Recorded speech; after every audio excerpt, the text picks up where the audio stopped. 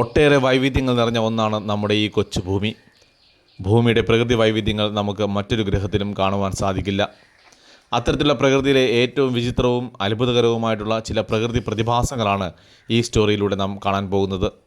ഈ സ്റ്റോറി വളരെ ഇൻട്രസ്റ്റിംഗ് ആണ്. ആരും സ്കിപ്പ് ചെയ്തു പോവാതെ പൂർണ്ണമായും കാണാൻ ശ്രമിക്കുക. നാട്രോൺ ലേക്ക്.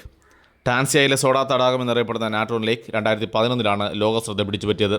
ഫോട്ടോഗ്രാഫറായ നിക് ബെൻഡിക്റ്റാണ് ശാസ്ത്രീയമായി കൗതുകമുണർത്തുന്ന ചില ചിത്രങ്ങൾ ഈ തടാകത്തിൽ നിന്നും ക്യാമറ കണ്ണിലേക്ക് പകർത്തിയത്. നാട്രോൺ എന്നറിയപ്പെടുന്ന ഈ തടാകത്തിൽ ജീവികളുടെ അവശിഷ്ടങ്ങളാണ് കണ്ടെത്തിയത്. എന്നാൽ അവയൊന്നും സാധാരണ അവശിഷ്ടങ്ങളല്ലായിരുന്നു. മറിച്ച് അവയെല്ലാം തന്നെ കല്ലുകൾ പോലെയാണ് കാണപ്പെട്ടത്. അതായത് ഈ തടാകത്തിൽ ഏതെങ്കിലും ജീവികൾ അകപ്പെട്ട് കഴിഞ്ഞാൽ അവ കല്ല് പോലെയായിത്തീരും എന്നു സാരം. ലോകത്തിലെ തന്നെ ഏറ്റവും കട്ടിയുള്ള ത്വക്കുള്ള പക്ഷികളാണ് ഫ്ലമിംഗോകൾ. അവയ്ക്ക് പോലും വളരെ കുറച്ച് സമയം മാത്രമാണ് ഈ തടാകത്തിൽ ജീവിക്കുവാൻ സാധിക്കുക.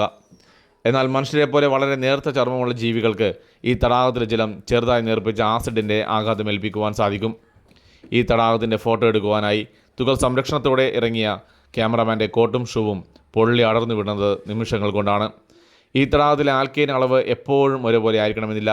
മേഖലയിൽ പെയ്യുന്ന മഴയുടെ അളവനുസരിച്ച് ഏറെയും കുറഞ്ഞുമാണ് ആൽക്കൈൻ അളവ് കാണപ്പെടുന്നത്. കാട്ടുപോത്തുകളെ പോലെയുള്ള വലിയ ജീവികളുടെ ശരീരവും ഈ തടാകത്തിൽ നിന്നും കണ്ടെത്തിയിട്ടുണ്ട്. 2007 ഈ തടാകത്തിൽ തകർന്നു വീണ ഹെലികോപ്റ്റർ ഏതാണ്ട് ദ്രവിച്ച അവസ്ഥയിലാണ് കണ്ടെത്തിയത്. ഭൂമി നിരപ്പിൽ നിന്നും അധികം ഉയരമില്ലാതെ സ്ഥിതി ചെയ്യുന്ന ഒരു അഗ്നിപർവ്വതത്തിൻ്റെ ഭാഗമാണ് നാട്രോൺ തടാകം. ഈ തടാകത്തിൻ്റെ രാസലായന സ്വഭാവത്തിൻ്റെ കാരണം ഈ അഗ്നിപർവ്വതമാണ്. ഫയർഫാൾ. US-ലെ യൂസ്മേൽ ദേശീയ പാർക്കിലാണ് ഈ അത്ഭുത ദൃശ്യം കാണാനാവുക. ഇവിടുത്തെ ഏറ്റവും ഉയരം കൂടിയതും പ്രശസ്തവുമായ വെള്ളച്ചാട്ടമാണ് ഹോസ്റ്റെയിൽ അഥവാ കുതിരവാൽ വെള്ളച്ചാട്ടം. ഈ വെള്ളച്ചാട്ടത്തിന് മറ്റൊരു പ്രത്യേകത കൂടിയുണ്ട്.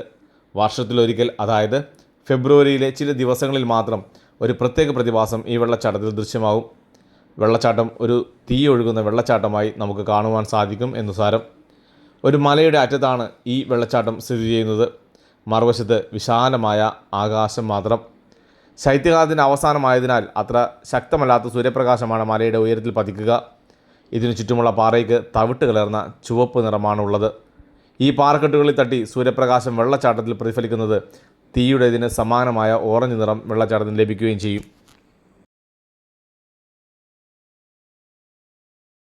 Ringing rose park. ഒരു പാറക്കല്ലിൽ ചുറ്റിക്കെടുത്തടിച്ചാൽ പ്രത്യേകിച്ച് ഒന്നും സംഭവിക്കില്ലെന്ന് നമുക്കറിയാം.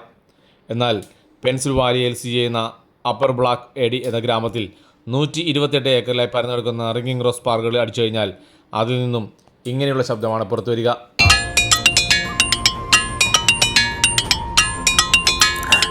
ശാസ്ത്രത്തിന് വ്യക്തമായ ഉത്തരം കിട്ടാത്ത ചോദ്യചിഹ്നമായി നിൽക്കുന്ന ഇത്തരം പാറക്കൂട്ടങ്ങൾ നിറയെ അഗ്നിപർവ്വത സ്ഫോടനം വഴി രൂപപ്പെട്ട ഡയാബിസ് എന്ന ഇനം പാറകളാണിത്. മറ്റു പാറക്കൂട്ടങ്ങളിൽ നിന്നും വ്യത്യസ്തമായി ഇവിടെയുള്ളവയിൽ സസ്യജാലങ്ങൾ വളരുകയോ പൂപ്പൽ പിടിക്കുകയോ ചെയ്യുകയില്ല. Internal flame waterfall. നമ്മൾ തൊട്ടു മുമ്പ് കണ്ട ഫയർഫോൾ വെള്ളച്ചാട്ടം സൂര്യൻ്റെ വെളിച്ചം കൊണ്ട് തീ പോലെ തോന്നുമെങ്കിൽ ഇത് മറ്റൊരു തരം തീ വെള്ളച്ചാട്ടമാണ്. ന്യൂയോർക്കിലെ ചെസ്റ്റ്നട്ട് ഉദ്യാനത്തിലെ ഈ ഒരു വെള്ളച്ചാട്ടം ഇൻറ്റേർണൽ ഫ്ലെയിം വാട്ടർഫോൾ എന്നാണ് അറിയപ്പെടുന്നത്. അതായത് അവിടെ ഒരു നിത്യ തീജ്വാല ഉണ്ട് എന്നർത്ഥം. വെള്ളച്ചാട്ടത്തിൽ തീജ്വാല ഉണ്ടെന്നർത്ഥം. വെള്ളച്ചാട്ടത്തിൽ തീനാളമോ? അതെ, വെള്ളത്തിനിടയിൽ തീനാളം ഉള്ളതുകൊണ്ട് ഇൻറ്റേർണൽ ഫ്ലെയിം വാട്ടർഫോൾ ലോകപ്രശസ്ത വാട്ടർഫോൾ ആയി മാറിയതും വിനോദസഞ്ചാരികളെ ആകർഷിക്കുന്നതും. ഈ തീനാളം സ്ഥിരമായി ആരെങ്കിലും കത്തിക്കുന്നതാണ് എന്ന് നിങ്ങൾ കരുതിയെങ്കിൽ നിങ്ങൾക്ക് തെറ്റി. മെഴുകുതിരിയോ വിളക്കോ പോലുള്ള മനുഷ്യനിർമ്മിത വസ്തുക്കളിൽ നിന്നുണ്ടാകുന്നതല്ല ഈ തീനാളം. വെള്ളച്ചാട്ടം സ്ഥിതി ചെയ്യുന്ന പാർക്കെട്ടിനുള്ളിൽ ഈ തീനാളം തെളിഞ്ഞു നിൽക്കുന്നത് പ്രകൃതി തന്നെ നൽകുന്ന ഒരു വിസ്മയമാണ്. സമാനതകളില്ലാത്ത ഈ പ്രതിഭാസത്തെ ചൊല്ലി ഒട്ടേറെ വിശ്വാസങ്ങളും ഇവിടെ നിലനിൽക്കുന്നുണ്ട്. ഈ ജ്വാല അണയുന്നതോടെ ഈ ലോകം അവസാനിക്കുമെന്നാണ് ചിലർ വിശ്വസിക്കുന്നത്. Bird suicide place. പക്ഷികളുടെ മരണത്താഴ്വരയാണ് ആസാമിലെ ജതിങ്ക. സെപ്റ്റംബർ നവംബർ മാസങ്ങളിലെ നിലാവില്ലാത്ത ദിവസങ്ങളിൽ അവിടെ പക്ഷികൾ കൂട്ടത്തോടെ പറന്നെത്തും. പക്ഷേ അവയെത്തുന്നത് ആത്മഹത്യ ചെയ്യാനാണെന്ന് പറഞ്ഞാൽ നിങ്ങൾ വിശ്വസിക്കുമോ?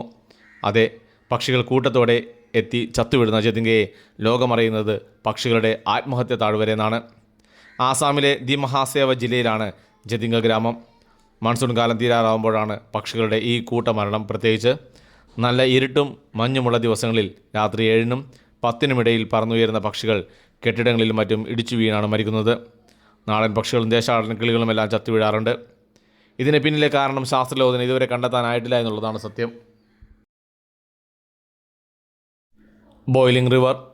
ലോകത്തിലെ ഏക തിളയ്ക്കുന്ന നദിയാണിത്. ആമസോൺ മഴക്കാടുകളിലാണ് ഈ വിസ്മയ നദി സ്ഥിതി ചെയ്യുന്നത്. ഇതിലെ ജലത്തിൻ്റെ താപനില എന്നത് 45 ഡിഗ്രി സെൽഷ്യസ് മുതൽ 100 ഡിഗ്രി സെൽഷ്യസ് വരെ ഉണ്ടാവാറുണ്ട്. ഇവിടെ സദാസമയവും നദിയുടെ ഉപരിതലത്തിലൂടെ നീരാവി ഉയരുന്നത് നമുക്ക് കാണുവാനാവും. നദിയിലെ ജലം തിളച്ചുമറിയുന്നതിൻ്റെ യഥാർത്ഥ കാരണം കണ്ടുപിടിക്കുവാൻ ശാസ്ത്രലോകത്തിന് ഇതുവരെ സാധിച്ചിട്ടില്ല. ചില അനുമാനങ്ങൾ മാത്രമാണ് ഇപ്പോൾ ഉള്ളത്. ഈ നദിക്കരയിൽ താമസിക്കുന്ന ആദിവാസികൾ ഇതിനെ ഒരു പവിത്ര നദിയായിട്ടാണ് കണക്കാക്കുന്നത്. ഇതിലെ ചൂടുവെള്ളത്തിന് രോഗശാന്തി നൽകുവാൻ കഴിയും എന്ന് അവർ വിശ്വസിക്കുന്നു. അതുകൊണ്ട് തന്നെ മരുന്നുകൾ ഉണ്ടാക്കുവാനും മറ്റും ഈ നദിയിലെ ചൂടുവെള്ളം ഉപയോഗിക്കുകയും ചെയ്യുന്നു. ഇപ്പോൾ ആ നദി അറിയപ്പെടുന്നത് ലാബംബ എന്നാണ്. സൂര്യതാപം കൊണ്ട് തിളയ്ക്കുന്ന എന്നാണ് ഇതിനർത്ഥം. Door to hell. തുർക്ക്മെനിസ്ഥാനിലാണ് നരകത്തിലേക്കുള്ള വാതിൽ അഥവാ ഡോർ ടു ഹെൽ സ്ഥിതി ചെയ്യുന്നത്. തുർക്ക്മെനിസ്ഥാനിലെ കാരാകം മരുഭൂമിയിലെ ഒരു ഗ്രാമമാണ് ദർവേസ്. ഇവിടെയാണ് ഭൂമിയിലെ നരക കവാടം സ്ഥിതി ചെയ്യുന്നത്. കഴിഞ്ഞ 45 വർഷമായി സദാ എരിഞ്ഞുകൊണ്ടിരിക്കുന്ന ഒരു ഗർത്തമാണിത്. 69 മീറ്റർ വ്യാസവും 30 മീറ്റർ ആഴവുമുള്ള ഈ ഗർത്തത്തിൽ നിന്ന് ഉയർന്നു പോകുന്ന തീജ്വാലകൾ കണ്ട് ഭയപ്പെട്ട ഗ്രാമവാസികളാണ് ഈ പ്രദേശത്തിന് നഗര കവാടം എന്ന പേരിട്ട് വിളിച്ചത്. ഒരു ഫുട്ബോൾ മൈതാനത്തിൻ്റെ അത്രയും വിസ്തീർണമുള്ള ഗർത്തം ഭൂപരിവേഷകർക്ക് പറ്റിയ ഒരു അബദ്ധമാണ്. എണ്ണഖനന സാധ്യത തേടി ഒരു കൂട്ടം സ്വീഡിഷ് ശാസ്ത്രജ്ഞന്മാർ 1971 ഇവിടെ എത്തി. ഇവർ ഖനനം നടത്തവേ മണ്ണടർന്നു വീണ് ഒരു വലിയ ഗർത്തം രൂപപ്പെടുകയുണ്ടായി. ആ ഗർത്തത്തിൽ നിന്നും പ്രവഹിച്ചുകൊണ്ടിരിക്കുന്ന മീഥേൻ പോലുള്ള വിഷവാതകങ്ങൾ പ്രദേശവാസികളെ ഗുരുതരമായി ബാധിക്കും എന്ന് മനസ്സിലാക്കിയ ശാസ്ത്രജ്ഞന്മാർ പിന്നീട് ആ വാതകം കത്തിക്കുവാൻ തീരുമാനിക്കുകയായിരുന്നു. എന്നാൽ അത് അതിലും വലിയ ദുരന്തമായി മാറുകയായിരുന്നു. ഗ്യാസ് ശേഖരം കുറഞ്ഞ ദിവസത്തിനുള്ളിൽ കത്തിത്തീരുമെന്നായിരുന്നു അവർ കരുതിയത്. പക്ഷേ ആ കണക്കുകൂടലുകൾ തെറ്റിച്ചുകൊണ്ട് ദിവസങ്ങളും ആഴ്ചകളും മാസങ്ങളും വർഷങ്ങളും കടന്നുപോയി. 45 വർഷമായി ആളിക്കത്തുവാൻ തുടങ്ങിയ അഗ്നി പിന്നീട് അണഞ്ഞതേയില്ല.